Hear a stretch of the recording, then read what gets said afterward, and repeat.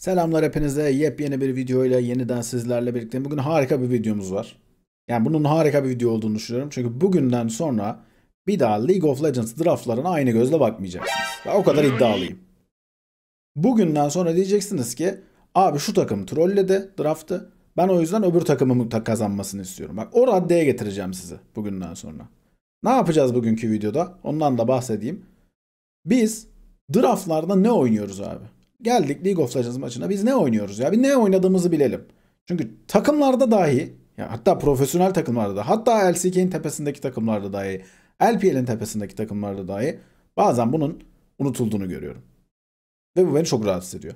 Ben de buna karşı bir önlem almak için bugün kamu hizmetidir. Herkes ne oynadığını bilsin videosu yapıyorum abi. Ne demek istiyorum abi? Ne oynadığını bil kısmıyla. Biz League of Legends'ı yıllardır anlatıyoruz. Benim bu 8. senem. 9 mu oldu yoksa? Neyse. Ama Türkçe de izlesen, İngilizce de izlesen, Fransızca da izlesen, Portekizce de izlesen, Korece de izlesen fark etmez. Bütün sunucular bu cümleleri kullanıyor değil mi? Aynı kompları anlatıyoruz ve aynı şekillerde anlatıyoruz. Aslında belli draft tipleri var, komp tipleri var ve aslında çoğu maçta bunlar oynanıyor. Ve çoğumuz da bunları bu şekilde değerlendiriyoruz. Benim çok kullandığım bir tabir vardır. League of Legends için tema dışında kalmayın diye. İşte bugün o temalardan bahsedeceğim abi. Hangi ana temalar var? Hangi o ana temalarda neler oluyor? Bu ana temaların güçlü yönlerine, zayıf yönlerine bunlar nasıl oynanır? Ve aynı zamanda hepsine örnek draftlar da vereceğim. Böylelikle siz kendi solo queue oyunlarınız dahil herhangi bir League of Legends oyununa girdiğinizde kendiniz de oynarken olabilir, izlerken de olabilir. Bir draftta buradan sonra nereye gidebilir? Nasıl bu draft okunur? Bunun teması nedir? Çok rahatlıkla anlayabileceksiniz. Bak bakış açınızı komple değiştireceğim. Hadi başlayalım. Şimdi ilk olarak temel kompozisyonlarla bir başlayalım. Temel komplarımız neler abi? Şimdi biz League of Legends'da ana olarak şu anda uzun süredir aslında 4 tane temel kompozisyon var ve bunun üzerine dönüyor oyun. Bazen bunun hani birbirleriyle karıştığı noktalar var bu kompların ve belli oranda birbirlerine benzedikleri ve birbirlerinden ayrıştıkları nokta var ama bu 4 halde değerlendirebiliriz. 4 tane temel kompumuz var. Ne bunlar? Front to back kompozisyonu her zaman her yerde duymuşsunuzdur. Biz Türkçe'ye çevirirken önden arkaya diye çeviriyoruz ama hiç hoşuma gitmiyor benim bu çeviri. Çünkü anlatmıyor yaptığı şeyi. Aslında front to back de tam olarak anlatmıyor. Ama en yakın tanım bu. Kompozisyonu anlatmak için. Full engage kompozisyonları böyle bir tanım yok. Bunu ben yapıyorum. Çünkü anlatan şey bu. Full engage kompozisyonlarını. Pick kompozisyonları ve poke kompozisyonları. Şimdi 4 tane kompozisyon tipimiz var dedik. Bakalım bunlar ne yapıyorlarmış. Kendi içlerinde de benzeyenleri birbirleriyle aslında sırayla değerlendireceğiz. İlk olarak front to back kompozisyonlarıyla başlayalım. Ne yapıyor abi front to back? O kısımla başlayalım. Rakibi üzerine çekiyor. İlk hedefimiz bu. Rakibin bizim üzerimize gelmesi. Rakip bizim üzerimize koşmaya çalışırken etkiliyiz. Buna yönelik şampiyonlar alıyoruz. Kompozisyonun ana teması bunu içeriyor. Rakibin mesafeyi tamamen kapatmasını da engelliyoruz aynı zamanda. Rakibi üstümüze çekiyoruz ama gelip bizi yumruklasın da istemiyoruz. Bir kol boyu mesafede tutmak istiyoruz adamları. Ve orada tutacağız. Amacımız da bu. Zaten buna yönelik şampiyonlar da alacağız. Bu kompozisyonların bir tane güzel özelliği vardır. Diğerlerinden ayrıştıran mesela onları. Hayatta kalma becerileri yüksektir. Bunu tabii ki şampiyonların her birinin bireysel dayanıklılığıyla anlatmıyoruz. Kompozisyonun takım halinde hayatta kalma becerisi yüksektir. Yani bunu nasıl yapar? Rakibi o mesafede tutar. O mesafedeyken, hani o kol boyu mesafe dedim ya, orada tuttuğu zamandayken hem rakibi bolca kitle kontrolüne sokar, hem rakipten daha fazla hasara sahiptir ve hem de daha dayanıklıdır. Ama o mesafede. Amacımız o üzerimize çekiyoruz ve o mesafeyi kapatmasını engelliyoruz. Bir tane örnek kompozisyon verdim şimdi size. Gwen, Xin Zhao, Taliyah, Xayah ve Alistar'dan oluşuyor. Standart herhangi bir oyunda görebileceğiniz bir kompozisyon aslında. Bu şampiyonların ortak özellikleri ne? Neden front to back kompozisyona uygunlar? Şu anda durdurup kendiniz bir yorumlarda cevaplayın bana. Ben size cevabını vereyim. Bu şampiyonların hepsi aslında o mesafeyi korudukları zaman etkililer. Taliyah mesafeyi korumak için etkili.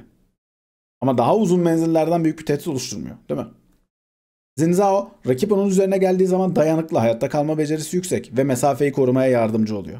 Xayah, kendi rolünde belki de nişancılar içerisinde en yüksek dayanıklılığa sahip şampiyon. Çünkü kendini ayıklayabiliyor ve o mesafeyi korumaya yardımcı oluyor. Gwen mesafe kapatılırsa rakibe daha büyük bir tehdit oluşturuyor ve aynı zamanda kendinden bir dayanıklılığı var. Alistar hem mesafeyi korumaya yardımcı hem de hasarı üzerinde tutabildiği için dayanıklılık katıyor. Aslında ortak özelliğimiz bu. Ama ben tabii ki bunlarla sınırlı bırakmadım. Size alternatifler de verdim. Kendi içerisinde değiştirebilirsiniz. Hani bu şeyciler vardır ya. Gerçi bizim kitle için hiç uygun bir örnek değil ama özellikle bikini satanlar bilirler. Onların böyle karışık karışık eşlemeleri vardır. Farklı renklerde, üstüyle altı farklı renklerde falan olur. Onlar gibi düşünebilirsiniz. Ben de o yüzden örnek verdim. Gwen'in yerine Aatrox veya Gragas kullanabilir miyiz? Kesinlikle kullanabiliriz. Mesafeyi kapatma işini, rakibin mesafeyi engelleme işini Gragas'a yükleyebiliriz. Veya aynı Gwen gibi rakip bize yaklaştığında bir kıyma makinesinin içine girmesini hissedeceğimiz ama AP yerine AD olan bir şampiyon tercih edebiliriz. Benzer dayanıklılıkta. Ormanda ne tercih edebiliriz? Maokai ve Ivern'ı verdim örnek olarak. Mesafeyi koruma konusunda ikisi de uzman. Ama aynı zamanda bir tanesi yeteneklerin önüne kendi geçiyor. Rakibi uzakta tutabiliyor. Bir tanesi yeteneklerin önüne Daisy'yi geçiriyor ve dayanıklılığı kalkan da sağlıyor. Başka işleri yapıyor. Ama aynı kompozisyonda oynayabiliyoruz. Orta koridora Cassiopeia ve Azir'i verdim. Azir biraz daha mesafeyi koruyabilen bir şampiyon. Daha uzun mesafeden oynayabiliyor Talia'ya kıyasla. Cassiopeia daha kısa mesafeden kullanıyor. İkisinin de ortak özelliğine mesafeyi korumaya yardımcı olması ve hasarı desteklemesi. Nişancı Kog'Maw ve Aphelios'a örnek verdim. İkisi de bu mesafeyi koruduğu zaman rakip onların üzerine gelirken çok etkili. Ama kendileri onların üstüne gitmeye çalıştığı zaman o kadar da etkili olmayan şampiyonlar. Destek Renata ve Nami'yi verdim. Şimdi Alistar dayanıklı, önde duruyor. Kendisi bol bol kitle kontrol atıyor. Kendisi hasarı tanklayamayan bir şampiyonla da bunu yapabilirsiniz. Front to back oynayacağım dediğiniz senaryoda ben supportum. İlla ki benim önde durmam lazım, rakipleri uzaklaştırmam lazım diye düşünmeyin. Rakip geldiğinde onlara hasar vererek de vurarak da yapabilirsiniz bunu. Rakibin yaklaşmasını engelleyip kendi hasarınızı artırarak da yapabilirsiniz. Bir sürü alternatif var. Bakın burada 3'er tane şampiyon verdim her şeye. 3 üzeri 5 kombinasyonumuz var değil mi? Ve bunların hepsi çalışır. Duruma göre çalışır. Bunlar sadece örnek. Bu işi yapabilen başta bir sürü şampiyon var. O yüzden draft çeşitliliği çok önemli. Siz de kendinizi bu yönlerde adapte edebilirsiniz. Ama derseniz ki abi ben hiçbir draft çeşitliliği istemiyorum. Ben ezberci sistemin yanındayım. Böyle go olacağım. Al kardeşim buyur. Ekranda. Kendi içerisinde karıştır, yerleştir, go'la. Gelelim bir diğer kompozisyon tipimize. Poke kompozisyonlarına. Neden Poke'u front to back'ten sonra aldım?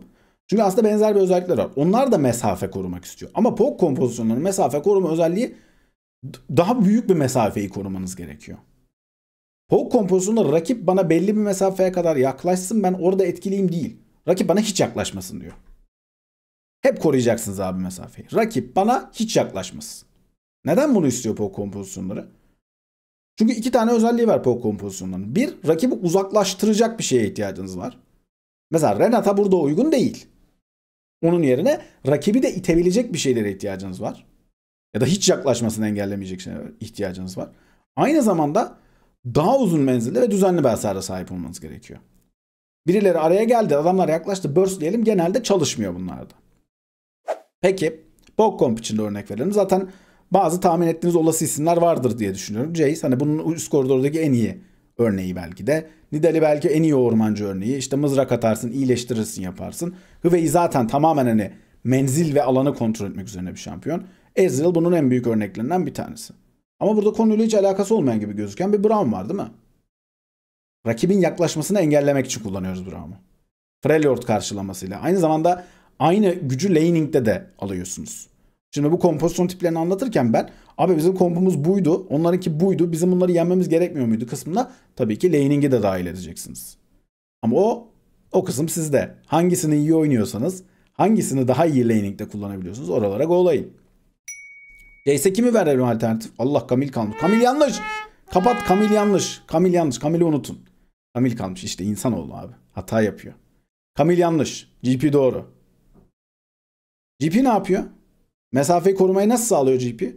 Tak. Sıkıyorsun havaya. Alan. Adamlar istiyorsa içinden geçsinler. Geçmeye mi çalıştı? Tak. Varillerle patlatabiliyorsun. Camille yanlış. Camille'i unutun. Camille Poke Comp'ta yok. O yanlış kalmış arkadaşlar. Onu unutun. Camille'i kapatıyoruz. Elimle kapattım ben. Unutun onu. Ormancı. Nidalee'nin alternatif olarak iki tane bambaşka şampiyon koydum. Nidalee'den bambaşkalar. İkisi de dürtme odaklı şampiyon değil. Lilia biraz dürtebiliyor. Biraz rakip yaklaşmaya çalışırsa onlara uyusup mesafeyi koruyabiliyor. Poppy direkt olarak mesafeyi uzaklaştırmak üzerine. Adamları evine gönderiyor. Hiç yaklaşmalarına müsaade etmiyor. Olayı bu. Şimdi bana sorabilirsiniz. Abi front to back'te Poppy'yi oynayamaz mıyım? Oynarsın. Gül oynuyor. Oynarsın. Hiçbir problem yok. Lilia'yı front to back'te oynayamaz mıyım? Oynarsın. Peki Poke Comp'ta Maokai'yi oynayamaz mıyım? Oynarsın. Şampiyonlar çok esnek. Her türlü esneklik sizin elinizde. Ama onları siz düşünüp adapte edeceksiniz. Orta koridor. 2 tane daha dürtme şampiyonu. Zoe ile Zerat. Bir sürü mesafe var. Amacımız ne dürtme kompozisyonunda? Rakip mesafeyi kapatamasın. Hiç kapatamaması için ama şimdi şöyle de bir şey olması lazım. Tamam kapatmasın da adamları kapatmaya da zorlaman gerekiyor. Yani adamların bunu istemesi gerekiyor. Sen onları tehdit edemezsin uzaktan, o menzilden. Adam zaten kapatmakla uğraşmaz ki. Gider kendisi Atakan'a saldırır, Baron'a saldırır, görev alır, kaçar. Kapatmak mecburiyetinde de bırakmanız gerekiyor onları. Onları da zaten bu tarz uzun menzilli şampiyonlar yapıyor. Nişancı. Varus ve Jin'i örnek verdim. Varus'u iki yönde de kullanabilirsiniz. Varus'u her yerde kullanabilirsiniz. 10 hit oynarsınız, başka kompta da oynarsınız. O yüzden güçlü bir şampiyon zaten.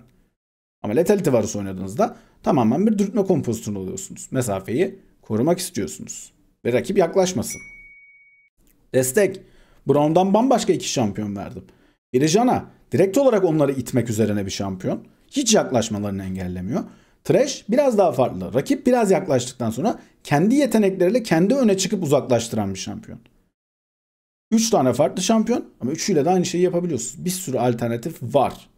Lütfen düşünün. Düşündüğünüz zaman zaten çok alternatif bulacaksınız. Düşünen adam alternatif bulur abi. Düşünen adam neyin doğru olduğunu, neyin yanlış olduğunu eninde sonunda anlar. Ve çözer. Gelelim 3. draft tipimize, komp tipimize. Pick komp. Benim favori komp tipimdir bu arada. Benim en sevdiğim, yani uygulamasını da en sevdiğim komp tipidir. Neden? Çünkü genelde inisiyatif sizin elinizdedir. Ne yapmak istiyor pick komp? Rakibe ayrık yakalamak istiyor. Rakibin safları çok sıkı tutmadığı bir durumda rakipten bir kişiyi hemen aradan alıp olayları 5'e 4'e çevirmek istiyoruz. Tamam mı? Ne bu kompların güçlü özellikleri? Kovalamacada çok iyilerdir bak. Neden? Çünkü ben zaten birilerini tek başına yakalamak istiyorum. Sürüden ayrılanı kurt kapıyor. Ben kurtum, onlar sürü. Kapacağım. Amacım bu. Tek hedefli hasarları yüksektir. Çünkü o yakaladığımı hemen düşürmem lazım ki savaş 5'e 4'e dönsün. Düşüremiyorsam bir anlamı yok. Güçlü değilim o zaman. Ve hızlıca sayı üstünlüğü kurmaya çalışıyorum. Hedefim tamamen bu. Bu kompu oynuyorsam hedefim olayları çabucak 5'e 4'e, 4'e 3'e fark etmez. Sayı üstünlüğünü hemen benim tarafıma geçirmek. Verelim bir örnek. Üst koridorda Rumble, ormanda Nocturne, orta koridorda Ahri, nişancıda Ashe ve destekte Nautilus verdim. Şimdi direkt olarak bu kompu alın oynayın, çalışır. Yani direkt bunu çalıştırabilirsiniz. Ha diyen olabilir ki abi Rumble'ı şurada oynayayım. Oynarsın arkadaşım. Her şeyi oynayabilirsin. Hiçbir sıkıntı yok bunlarda. Her şeyi her yerde oynayabilirsin. Şampiyonların çoğu çok esnek. Ama güçlü oldukları ve daha iyi çalıştıkları yerler var şampiyonların. Ortamlar var. Rumble çalışır. Nocturne çalışmaz ama mesela bir dürtme kompozisyonunda. Herkes o kadar esnek değil. Herkes Rumble kadar güçlü ve esnek değil. Bu pick kompunda ama böyle bir pick kompta ortak özelliğimizde bak kovalamacada çok iyi 2 tane hatta 3 tane hatta 4 hatta 5 tane bak hepsi kovalamacada çok iyi şampiyonlar. Şampiyonların hep çok ciddi bir anlık hasarımız var. Ama düzenli hasarımız sıkıntılı. Yakalama becerilerimiz çok yüksek. Öne çıkan adama tak diye şu ultisi atabiliyoruz. Tak diye Nautilus atabiliyoruz. Tak bir ayartan öpücükle avlayabiliyoruz. Olayımız bu. Burst'ümüz yüksek. Örnek verdim. Bambaşka 2 tip örnek verdim. Biri AP tank, biri AD tank verdim. Rumble'dan bambaşkalar. Şimdi diyen olabilir ki abi ne alaka ya Orn pick kompta. Uzaktan attın ultiyi. Havaya kaldırdın. CC yiyen adamı tak avladın. Kolay. Bizim için hayat daha kolay. Takımına zor laning lazımdı. Sen Ornn'la hallettin onu. Kısante. Nasıl oynayacağız pick kompta? Kovalamacada çok iyi değil mi? Kısante kovalamacada belki de en iyi tank. Bütün oyundaki en iyi tank. Başka bir yerden flank attın tak ultiyle kendi takımına yaklaştırdın. Bir sürü alternatif var. Oyun çok geniş. Rahatız. Kafamız çok rahat abi. Draft'ı yaparken kafamız çok rahat. Çünkü düşünüyoruz. Çünkü önceden hazırlıklıyız. Ne oynuyoruz belli. Solo queue'ya girdin. Top laner'sın tamam mı? Gördüğün takımında Nocturne Ahri var. Al bunlardan birini kafan rahat. Nişancısın. Çek eşini kafan rahat. Ormancı, Pick-Comp, başka alternatif ne olabilir? Elis ve Nafir'i önerdim. Başka bir şey olmaz mı? Tabii ki olur. Sejuani ile oynayamaz mıyım ben bunu? Oynarım. Niye oynayayım? Pantheon'la oynayamaz mıyım? Oynarım. Vi ile oynayamaz mıyım? Oynarım. Hiç sıkıntı yok. Çeşitlilik olsun diye ben bunları önerdim. Standardın dışında da bakın 4 tane kompozisyon göstereceğim dedim. Her birinde 15 şampiyon var. 60 şampiyonlar zaten kaç tane alternatif var düşünün yani. Ki bunların belli oranda belli içerisinde diğer kompliplerinde de oynanabiliyor. Orta koridor Eni ve LeBlanc dedim. Bir sürü alternatif yok mu? Var. Eni kovalamaca kısmında LeBlanc'tan daha zayıf. Ama ilk yakalanan hedefi düşürme konusunda daha iyi. Çeşitli güç dengeleri. Bazı slider'lar vardır bilirsiniz. Total mesela puanınız 100'dür. O 100 puanı belli oranda dağıtmanız gerekir. League of Legends'daki şampiyonlar da aslında tam olarak böyle. Yani bir yerden aldığınız özellikleri diğer yerden vermeniz gerekiyor. Ancak denge böyle sağlanır. Zaten yeni çıkan şampiyonların kırık olmasının sebebi de bu. Bir yerden aldıklarını diğer yerden vermesinler de bozuk bozuk şampiyonlar çıkartıyorlar. Zamanla dengeye geliyor. Ama düşünelim. Eni'nin LeBlanc kadar kovalama becerisi olsa ne olacak? OP olacak. LeBlanc'ın Eni kadar alan etkili hasar olsa LeBlanc OP olacak. Bu kadar basit. Veya Rumble Ornn kadar dayanıklı olsa kırık olacak. Nişancı, Corki ve Jinx önerdim. Neden bu ikisini önerdim? Genelde pick komplarında çünkü hasarı sizin yüklenmeniz gerekiyor. Yüksek bir anlık hasar istiyorsunuz. Ashe burada çok ekstrem bir örnek. Ashe'in başka bir benzeri yok. Ama Ashe'i alamadığınız durumlarda siz hasarı vurmaya odaklanın abi. Siz anlık hasar atın. Jinx'le ultinizle atın. Rocket'le atın. Corki ile bütün yeteneklerinizi boşaltın, zaten ölüyor birileri. Hasarı vurun siz. Birileri yakalar. Destekten Natulus'un yanına Bard ve Blitzcrank önerdim. Bambaşka şampiyonlar. Hadi Blitzcrank'le Nautilus hook atıyor. Bard'ın konuyla ne alakası var? Tak tüneli açtın, Q'yu vurdun, yakaladın. Takımından ayrı duruyor. Ultiyi yapıştırdın. Tek başına duran avladın. Ultiyi nereye yapıştırdın? Kalabalığa yapıştırdın. Takım arkadaşını koruyamadılar. Bak bir sürü alternatif. Karıştır. Karıştır yakıştır mıydı o? Birinin öyle bir sloganı vardı. Neyse. Karıştırın deneyin. Çalışır. Son komp örneğimiz. Full engage kompları.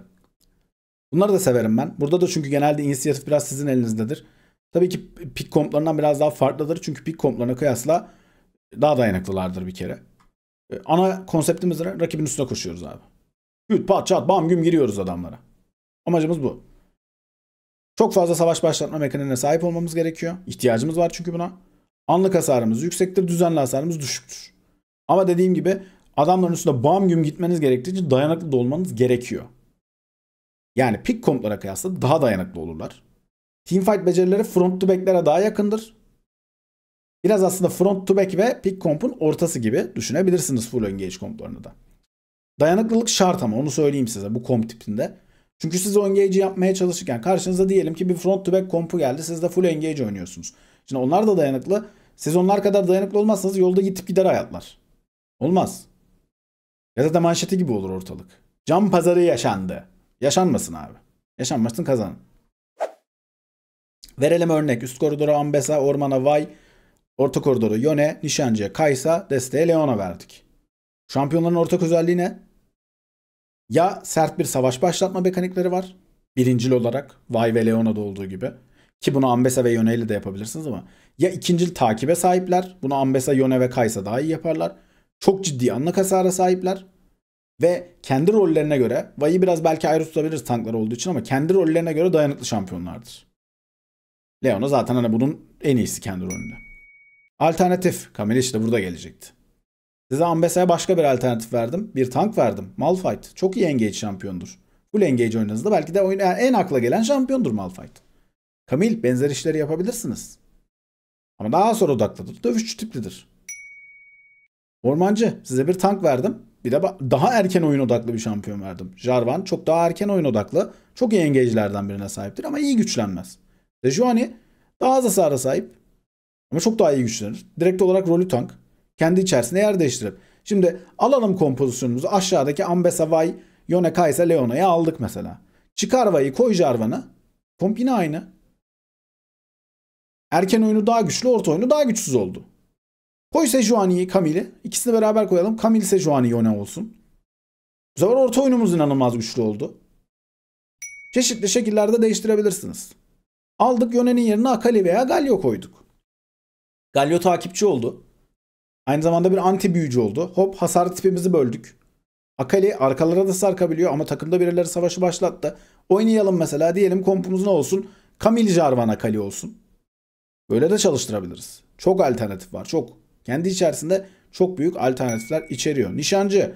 Nilah ve Zeri'yi koydum. Nilah engage kısmına yardımcı. Zeri burst kısmına yardımcı. Ben tabii ki Kaysa'yı tercih ederim. Ama bunlar da başka şeyler getiriyorlar. Laning'i farklı oynatıyor mesela. Nilah ile laning oynamakla Kaysa ile laning oynamak bambaşka. Bunlar maçın içerisinde düşüneceğimiz noktalar. Destek. Rakan ve Rel koydum. İkisi de Leon'a kadar dayanıklı değiller. Ama Rakan çok daha mobil.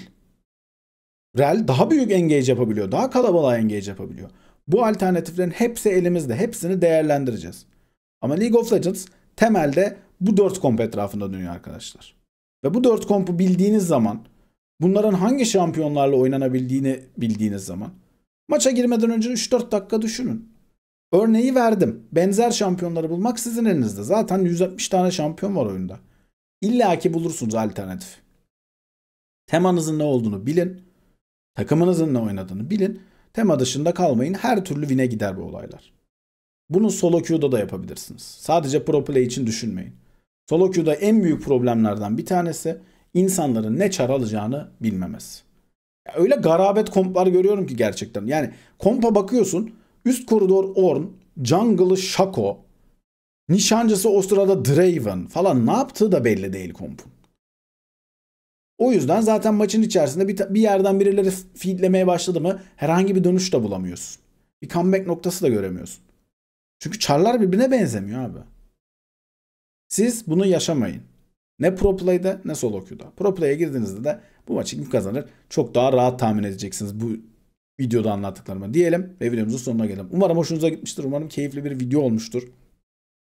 Teşekkür ederim ilginiz alakanız için. Umarım bu videoyla beraber de 17.000 aboneye ulaşırız. Son bir mesaj vermek istiyorum. Genelde videoların başında veririm ama bunu özellikle videonun sonunda vermek istedim. Buraya kadar kalanlara da aynı zamanda bir teşekkür olsun diye.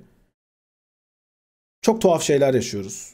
Yani hem dünyada hem ülkemizde, ama bizim ülkemizde zaten hani hep bir karışıklık içerisinde, bir düzenli huzur ortamı kuramıyoruz bir türlü. İnsanlar oh demesin, sürekli of desin diye bir mod var.